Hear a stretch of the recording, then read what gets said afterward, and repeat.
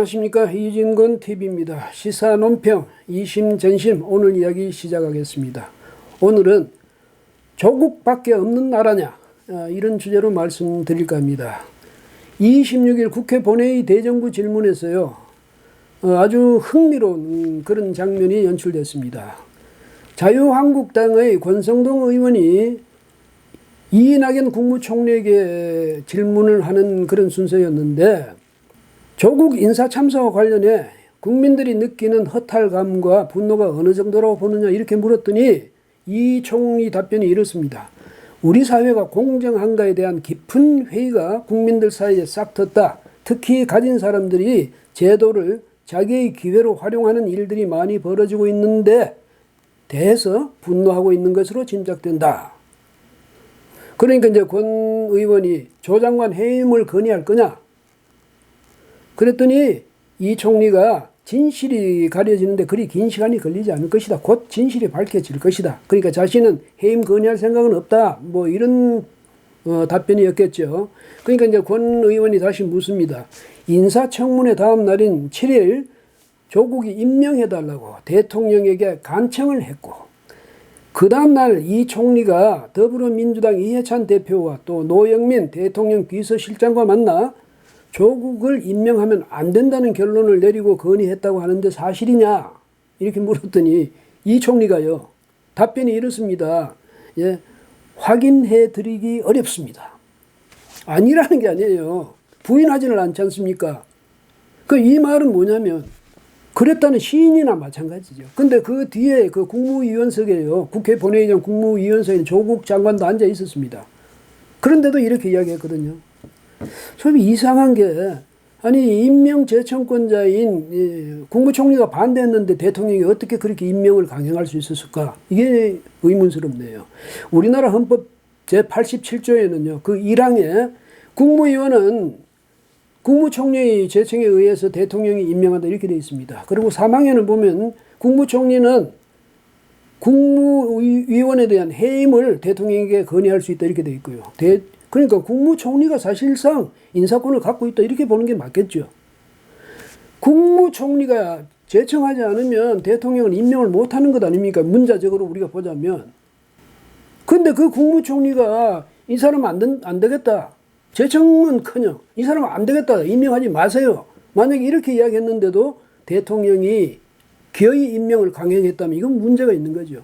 그러면 국무총리 임명 제청권 이게 사문화되어 있다는 그런 뜻입니까? 대통령이 의도적으로 이 헌법, 대한민국 헌법을 어겼다는 그런 뜻입니까? 예, 그 다음에 또 이제 자유한국당의 주광덕 의원이 또 이제 물었습니다. 지난 23일 검찰이 자택을 압수수색할 때 검사에게 전화 통화를 한 사실이 있느냐 이렇게 조국 장관에게 물었더니 있다고 대답했어요. 주 의원이 검사에 대한 인사권과 지휘 감독권을 가진 법무장관이 자기 집 압수수색하는 팀장과 전화한 사실 자체가 불법이다. 엄청난 압력이고 협박이다. 이렇게 이제 지적을 했더니 조 장관 대답이 제 처가 놀라서 연락이 왔고 처의 상태가 안 좋으니 차분하게 해달라고 배려해달라고 부탁한 것이다. 이런 말을 했거든요. 다른 사람도 아니고 법무장관이 검사에게 이렇게 말하는데 이게 부탁하는 겁니까? 또 부탁 자체가 안 되죠. 일반 시민이 많은 같은 경우였으면 그렇게 할 수가 있겠습니까? 어림없는 일이죠. 근데 법무부 장관이 그렇게 해놓고도 그거 뭐 자연스러운 듯이 이렇게 이야기를 했어요.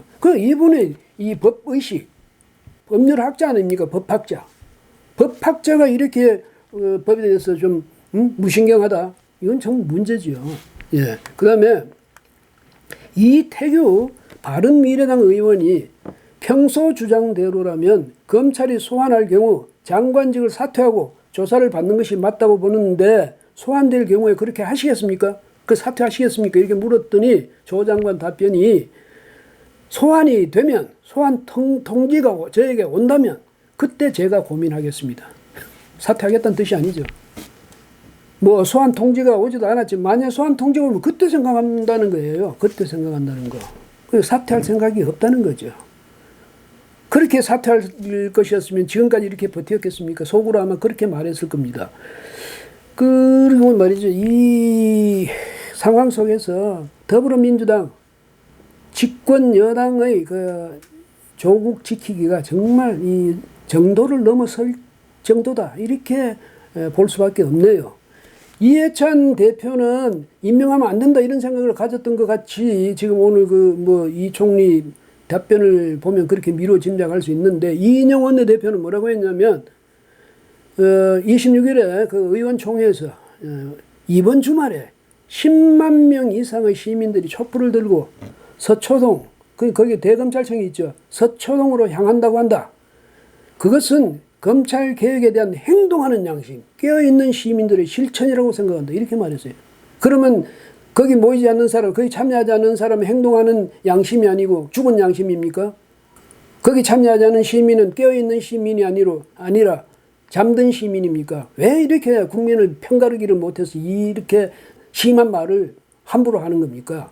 다른 사람도 아니고 집권당의 원내대표가 이래서는 안 되는 거죠. 말씀을 하실 때도 제발 조심 좀 해주십시오. 이렇게 부탁할 수밖에 없네요. 그리고 이 바른미래당 이태규 의원이 이제 최근에 국민권익위원회에다가 이런 질문을 보냈답니다. 뭐냐면 배우자가 피의자 신분으로 기소된 상태에서 조 장관이 검찰청을 외청으로 둔 법무부의 수장으로 업무를 수행하는 것은 이해충돌 가능성이 높다.